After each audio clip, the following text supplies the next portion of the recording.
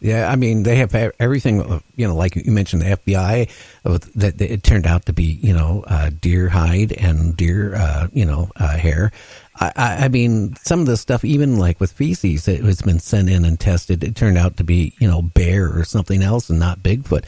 Hey, we're going to have to go on a break. I'm going to put you on hold, Eric. We'll be back in about 2.5 minutes. So if you want to get yourself a cup of Jabba, we'll be back in 2.5 minutes.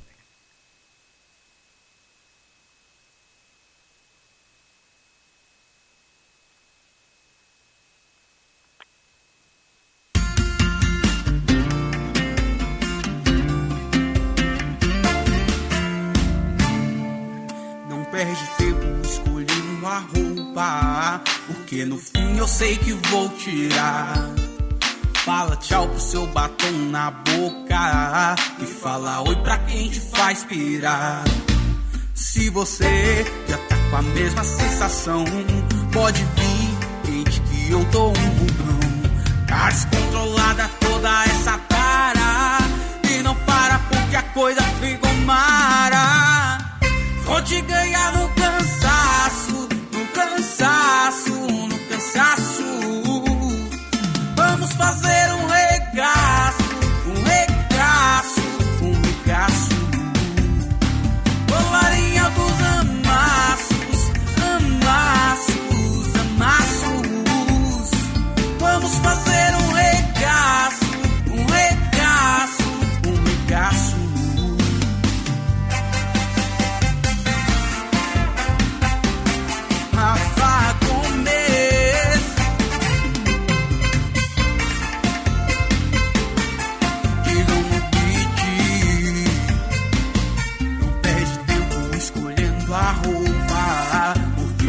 Eu sei que vou tirar. Fala tchau pro seu batom na boca e fala oi pra quem te faz pirar. Se você já tá com a mesma sensação, pode vir, que eu tô um vulcão. Tá descontrolada toda essa tara e não para porque a coisa ficou mara. Vou te ganhar no cansaço, no cansaço, no cansaço. Vamos fazer um regaço, um regaço, um regaço. Voar em altos amassos, amassos, amassos. Vamos fazer um regaço, um regaço, um regaço. Vou te ganhar no cansaço, no cansaço, no cansaço. Vamos fazer um regaço, um regaço, um regaço. If you would like to hear Night Dreams Talk Radio on your local radio station, let them know. Tell them to check out www.nightdreamstalkradio.com. And thank you. You are all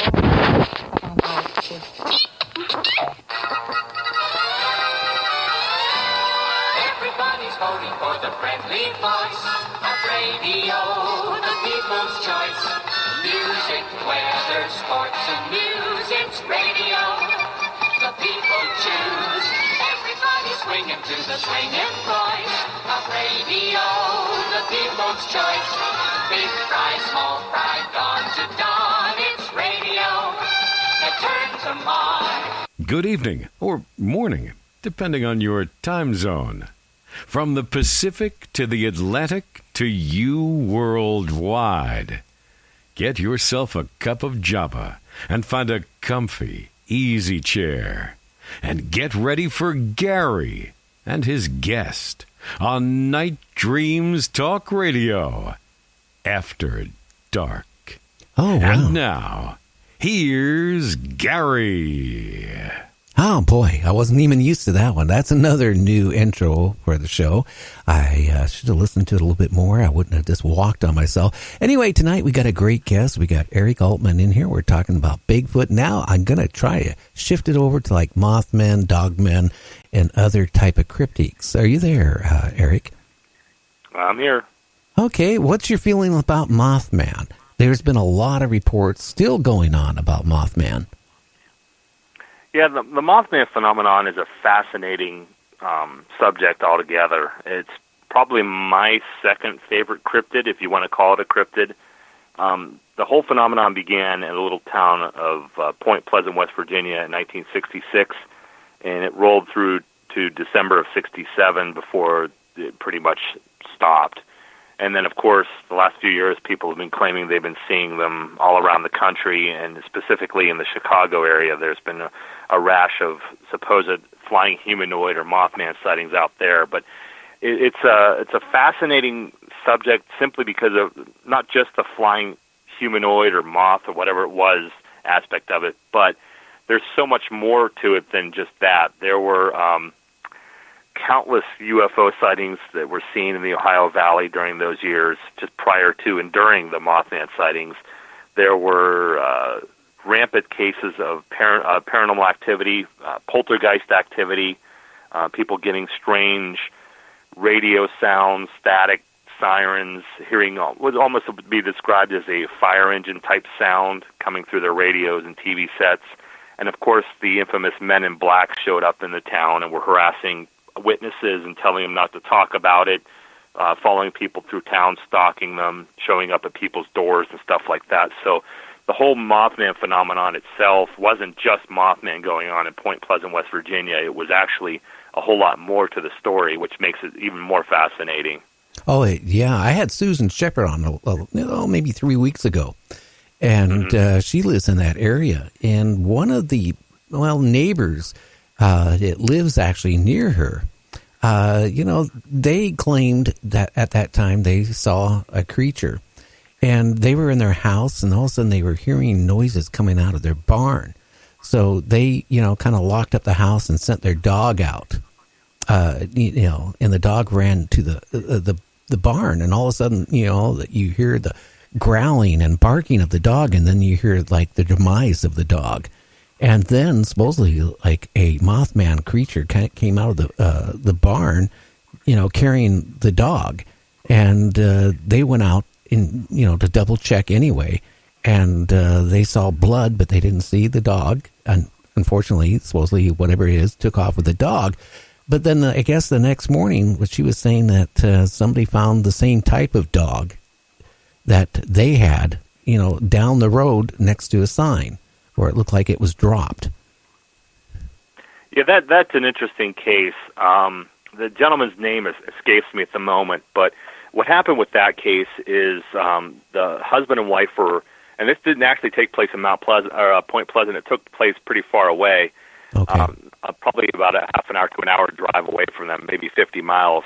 And they were watching TV at night, and they began to hear this strange sound come over their television set that sounded like a air raid siren. And they were beating on the side of the TV, trying to get it to stop, turning the TV off and on. And it just kept going on and on. And meanwhile, they had a dog, a German Shepherd, that was out front on the porch, and the attention was drawn to the dog who was outside barking. They look out in the field, and in the field they saw these red lights whirling around the field, almost like they looked like bike reflectors, but they were ambient lights. They were glowing on their own. They were moving around the field, and their dog, they called it Bandit. The dog Bandit took off across the field towards these lights and disappeared. They never saw the dog again. It vanished, and the lights disappeared too. They never saw a Mothman, and they never saw the Mothman kill the dog, but it was thought the Mothman was responsible. However, nothing was ever seen except for these strange red lights. And then the next day in Point Pleasant, there were two couples that went out to the old TNT area where they were just driving around the old abandoned TNT area. And the TNT area was an old abandoned factory that the United States government had used to create TNT for World War II. They would supply explosives and all the chemicals that were used to create the explosives. So it earned the nickname TNT. And that's where they had the first encounter or sighting of Mothman took place, at that TNT area.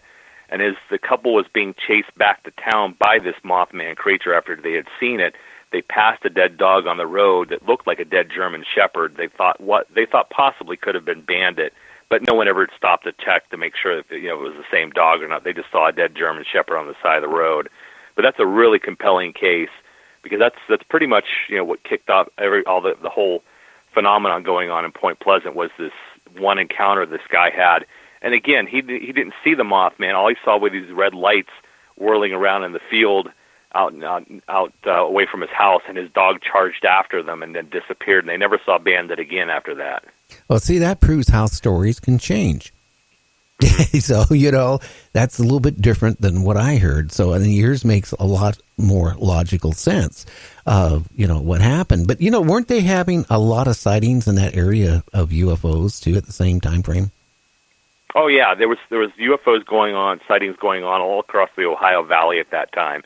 Even prior to the Mothman showing up, there were UFO sightings reported almost on a daily basis by folks in the Ohio Valley, not just in Point Pleasant, but across the Ohio River and small little Ohio towns as well.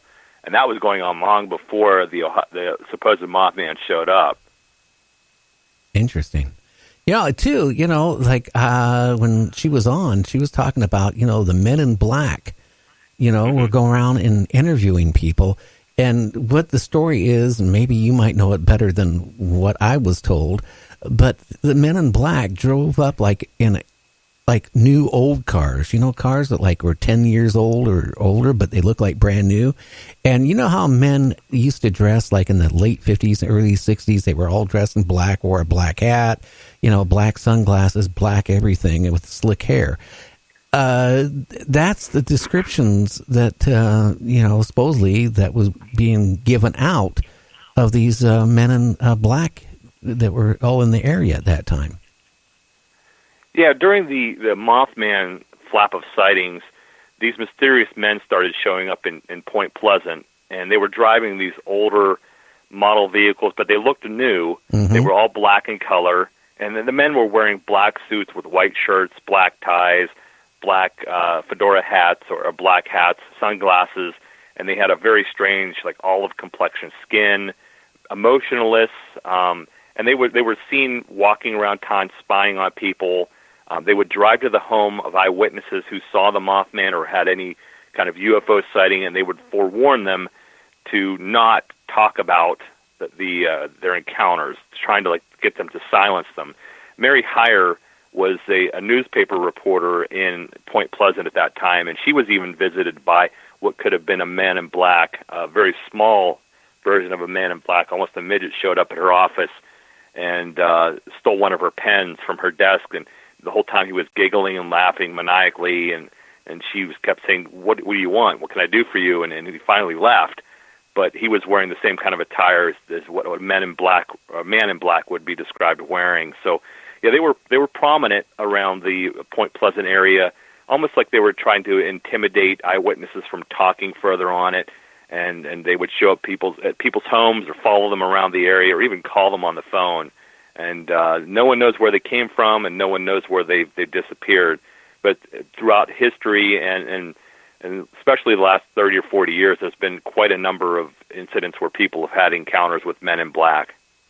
Yeah, I have a theory, and you can tell me if it's crazy, which I think it really is, but I'm going to say it anyway.